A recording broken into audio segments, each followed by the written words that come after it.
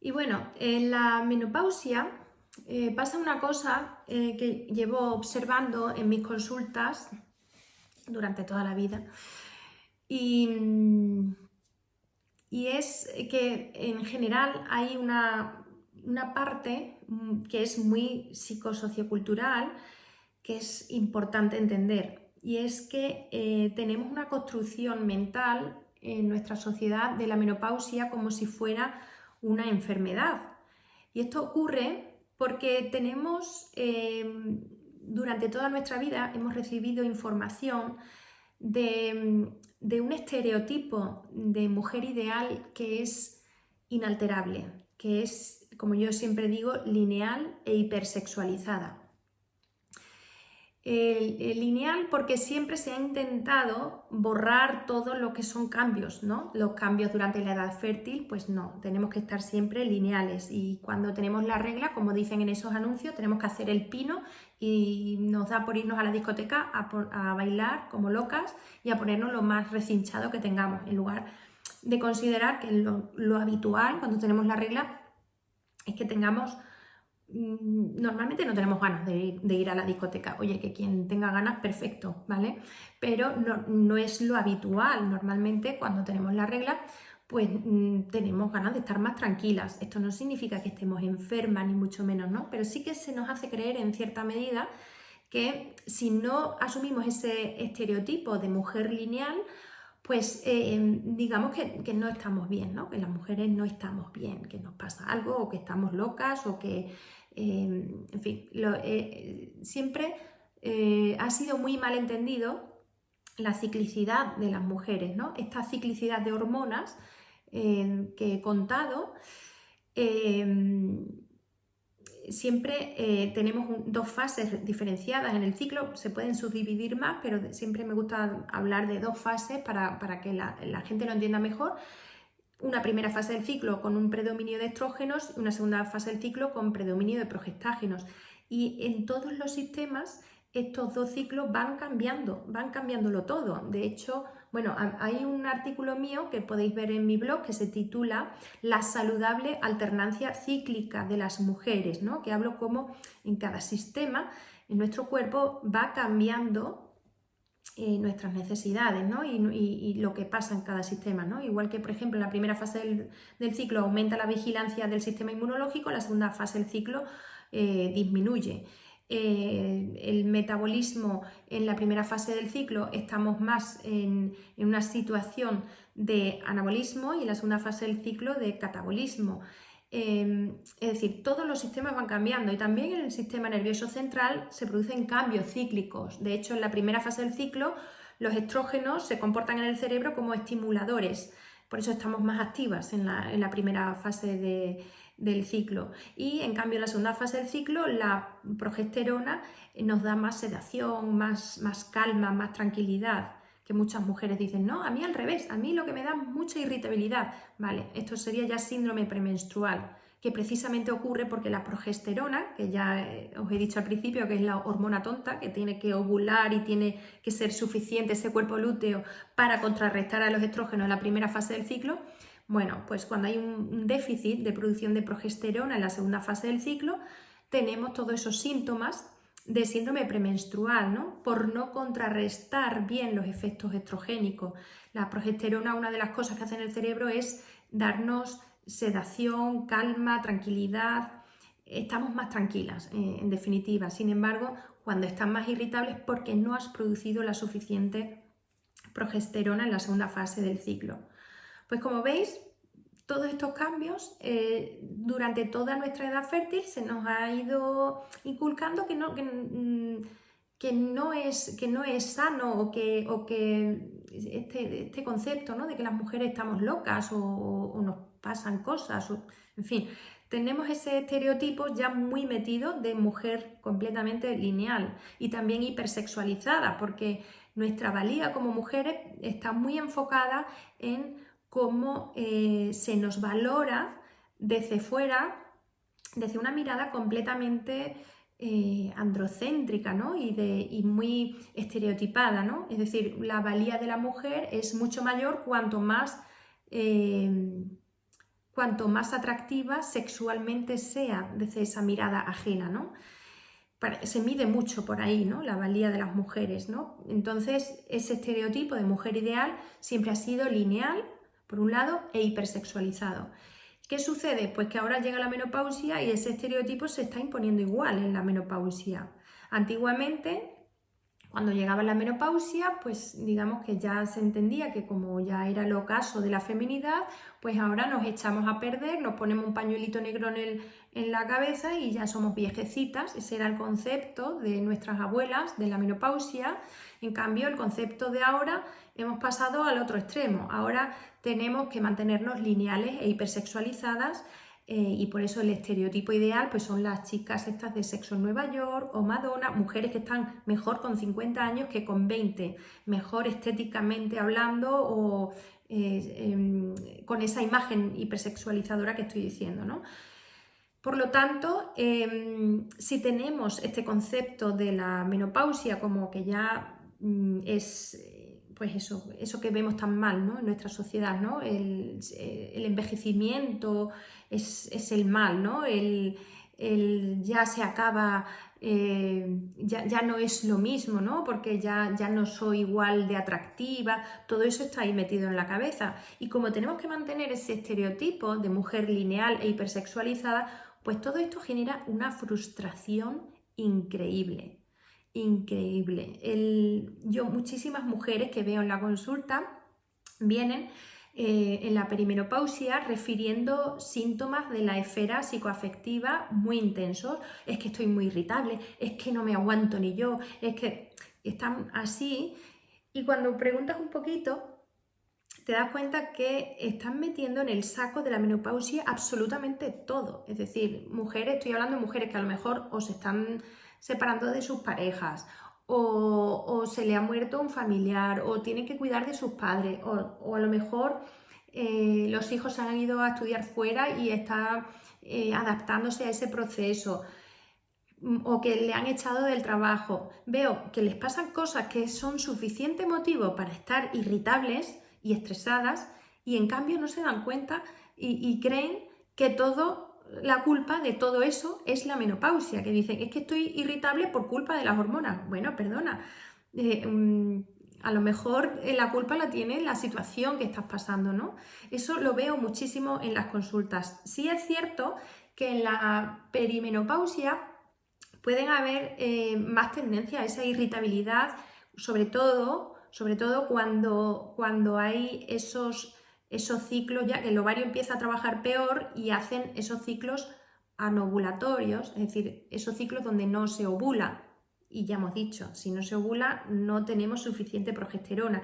Y claro, también en cierta medida el no tener esa progesterona en la segunda fase del ciclo que nos produce esa calma y contrarrestamos bien los efectos estrogénicos, pues puede afectar. No digo que no digo que no haya una base también biológica, pero no somos solo biología, somos un todo y también hay que señalar qué parte es pura biología y qué parte es esa construcción que tenemos, ¿no? Si tenemos esa asociación mental de que la menopausia es el mal, pues evidentemente con eso lo vamos a pasar mucho peor, seguro. Hay una parte que podemos controlar, que es cambiar esa visión, por supuesto, y luego la parte biológica, tal y como venga, no lo podemos controlar, pero sí que podemos mejorarla también, ¿no? La parte biológica. ¿Cómo atendemos la menopausia desde la ginecología? Pues atendiendo, individualizando según cada paciente, dependiendo de los síntomas que produzca.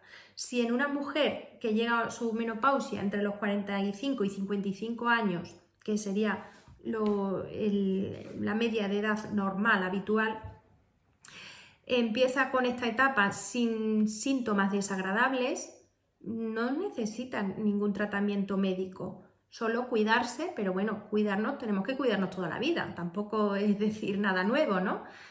Entonces, si no hay sintomatología, no es necesario medicalizar el proceso. Yo sí que he vivido la época donde absolutamente todas las mujeres que entraban en la menopausia, a todas se les ponía terapia hormonal sustitutiva, pero esto ya por suerte ha cambiado. No necesita medicalizarse este proceso. Entonces, por un lado, lo que sí hay que tener en cuenta que si no nos cuidamos, si nuestros hábitos de vida son malos, pues vamos a tener esos desequilibrios que he explicado en la primera parte, ¿no? de esta charla que estoy dando, ¿no? Vamos a tener una sobreexpresión de aromatasas o todo lo contrario, dependiendo de la exposición a tóxicos, de la exposición a malos hábitos, obesidad, tener, por ejemplo, una alimentación poco saludable, no descansar bien.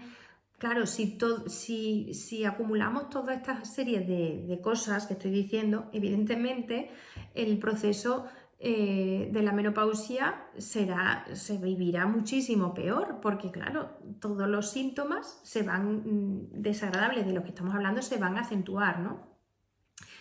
En la menopausia, el primer cambio que solemos ver cuando va llegando, cuando ya decimos, bueno, pues ya este ovario está empezando a estar en perimenopausia, que ya os digo que la perimenopausia es un proceso que puede durar años. Cuando una mujer está en perimenopausia no significa que el año siguiente ya va a estar en menopausia. De hecho, hasta que no lleva un año sin regla una mujer, no la consideramos que está en menopausia, por mucho que la analítica diga que sí, porque muchas veces las hormonas vienen y hacen cambios, ¿no? Entonces, lo que primero notamos en las mujeres cuando van llegando la perimenopausia es la elevación de la FSH. ¿Y qué es la FSH? Bueno, la FSH la segrega la hipófisis y estimula al ovario para que produzca hormonas, ¿vale? Bueno, pues esa FSH, cuando el ovario empieza a trabajar mal, porque le queda ya poca reserva, ya está empezando a dejar de trabajar, a agotarse, digamos, lo primero que sucede es que la FSH, la de la hipófisis, aumenta muchísimo, muchísimo para estimular ese ovario. Por eso, a veces se alternan picos de mucha producción de estrógeno con bajadas de estrógeno, otra vez picos, bajadas y ausencia de progesterona, que es siempre la hormona esta que estoy diciendo, ¿no? Por eso siempre estamos en la perimenopausia en hiperestronismo. Esos picos o sea, todo eso que se produce mantiene, digamos, una producción estrogénica durante esa transición, ¿no? Aunque de esa forma toda irregular, ¿no? Y lo que sí vemos siempre es que o sea, podemos tener los estrógenos normales o incluso altos, pero lo que sí vemos siempre es que esa FSH está aumentada. Si está aumentada la FSH, esto ya indica que el ovario ya le queda poco tiempo. Ahora, esto de poco tiempo es muy relativo porque pueden ser varios años, como he dicho antes. Los síntomas primero que se pueden notar, pues todos estos síntomas de reglas irregulares. Hay de todo, el abanico es muy amplio, hay mujeres que de repente se les retira la regla y se les retiró para todas las veces. Hay otras mujeres que empiezan a hacer reglas irregulares hasta que se retiran del todo, durante toda la perimenopausia. Y hay mujeres que dentro de esa irregularidad tienen sangrados por exceso y sangrados por defecto. Las de por defecto pues son retrasos menstruales o reglas muy poco abundantes y que no tienen la misma periodicidad, o bien lo contrario, por exceso, sangro muchísimo, tengo hemorragias, las reglas cada nada de tiempo. Estas segundas son las que nos preocupan, es decir, si una mujer llegando a la menopausia se retira la regla o empieza a sangrar cada vez menos, no nos preocupa. O si sangra mucho pero luego se le atrasa la regla otra vez, luego va digamos, compensando la pérdida de sangre, tampoco nos preocupa. Lo que sí nos preocupa es cuando sangran en exceso. Esto sí hay que verlo en la consulta, ¿vale? Porque aparte hay que ver si hay alguna cosa más, como por ejemplo, no sé, por decir algo, a lo mejor tiene un pólipo o tiene una hiperplasia de endometrio, hay que ver cosas, ¿vale? Cuando hay un exceso de sangrado. Y también hay que ver si hay anemia, ¿vale? Si este exceso de sangrado se mantiene en el tiempo, pues seguramente vaya a tener anemia esta mujer. Entonces, dentro de las irregularidades del patrón de sangrado, solo nos preocupamos cuando es por exceso. Cuando es por defecto, no nos preocupa, ¿de acuerdo? Luego, otros síntomas que se pueden desarrollar son más a corto plazo la sequedad vaginal, que no tiene por qué desarrollarla todas las mujeres. Esta sequedad es más intensa cuando no hay actividad sexual. Si tenemos muy poquita actividad sexual, pues no estimulamos las paredes de la vagina. Tened en cuenta que gran parte del flujo viene de la misma pared de la vagina, de una capa de la pared de la vagina que se llama la lámina propia. Claro, si no hay actividad sexual, ni hay estimulación, ni nada en la zona, pues la sequedad vaginal va a ser más intensa. Esa sequedad vaginal pues, se puede tratar con hidratantes. Cuando ya es más a largo plazo puede generarse atrofia genitourinaria, que esto lo podemos tratar también, ¿vale? Otra de los síntomas en la perimenopausia son los sofocos y todos estos síntomas del síndrome premenstrual y las irregularidades de la regla, que lo dicho, se individualiza según cada caso. Si no se pierde demasiada sangre y si no hay síntomas ni nada, pues no hace falta poner tratamiento ninguno. Y luego ya más a largo plazo, pues ya sería la osteoporosis, la enfermedad cardiovascular, pero bueno, esto es ya inherente al envejecimiento, es decir, cuando ya tenemos 80 años, ¿cómo no vamos a tener osteoporosis, enfermedad cardiovascular, ¿no? Es decir, es algo, ¿vale? Sí, de la menopausia, pero del envejecimiento ya en sí mismo, ¿no? Vuelvo a insistir, la forma de tratar la menopausia dependerá de cada caso individualmente. Otra de las cosas que se observa mucho es alteraciones en todo esto de la pérdida de la libido, de baja el deseo sexual. Bueno, esto vuelvo a decir, igual que con todos los síntomas de la esfera psicoafectiva.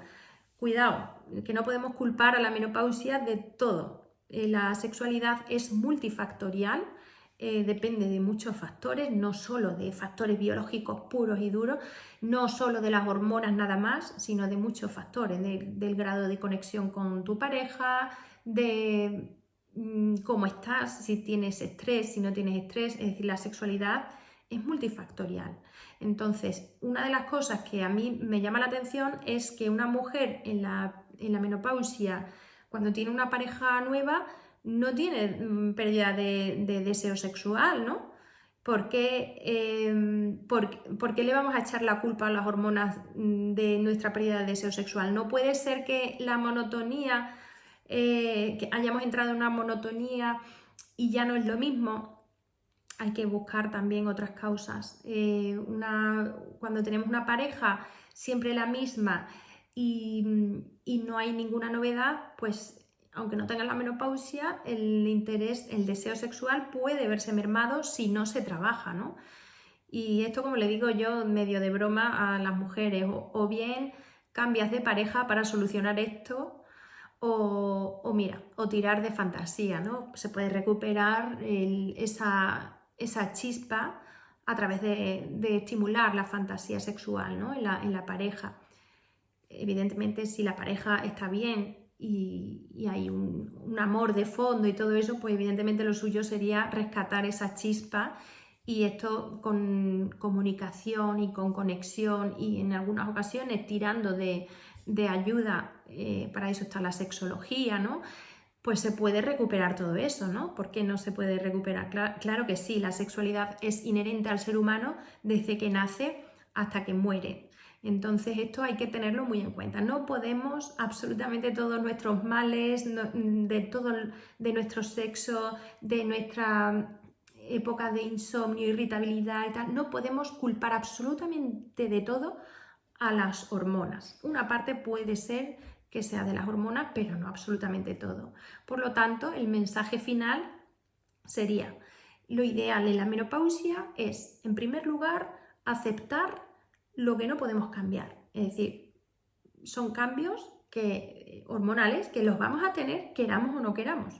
En primer lugar, hay que aceptarlos, y además con deportividad, Y en segundo lugar, cuidarnos, porque claro, si nos cuidamos y todo el proceso se va a autorregular mucho mejor, vamos a tener muchos menos síntomas, tenemos que cuidar de nuestro cuerpo, de con quién nos relacionamos, de nuestras emociones, en fin, la vida sigue y siempre podemos seguir aprendiendo, experimentando, nos queda mucho por vivir, ¿no? Desde que empezamos con la perimenopausia hasta que nos morimos, todavía queda mucho tiempo para vivir, para hacer proyectos, para que no se acaba la vida con la menopausia y que esto es una transición que se puede llevar muy bien sin ningún tipo de problema. Y si hay algún problema puramente biológico, para eso estamos, desde la ginecología podemos hacer muchas cosas para resolverlo,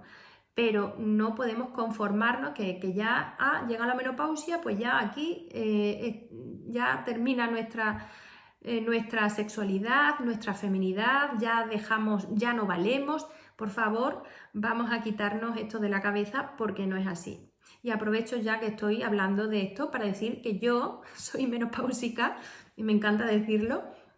Y precisamente todo esto que estoy contando lo veo, lo he ido viendo todos estos años en la consulta y siempre he intuido que una parte importante de lo que les pasaba a mis pacientes, una parte importante, no todo, pero sí una parte importante, era esa construcción, ¿no?, cultural de la menopausia como un horror. Y muchas veces me decían, claro, como tú no la tienes, y ahí me quedaba un poco cortada. Cuando ya empecé yo con la menopausia, que he empezado muy pronto, he empezado muy joven con la menopausia, pero cuando he empezado he podido comprobar que efectivamente aquí no se acaba la vida, que estoy encantada con mi proceso, no tengo ningún problema con no menstruar todos los meses. Por suerte cumplí mis deseos genésicos, tengo mis 4 hijas, por lo tanto para mí no ha supuesto absolutamente ningún problema, todo lo contrario. Yo creo que estoy ahora mismo en una de mis mejores etapas de la vida. Y esto lo quiero decir para que no quede todo tan... Esto lo dice la ginecóloga no.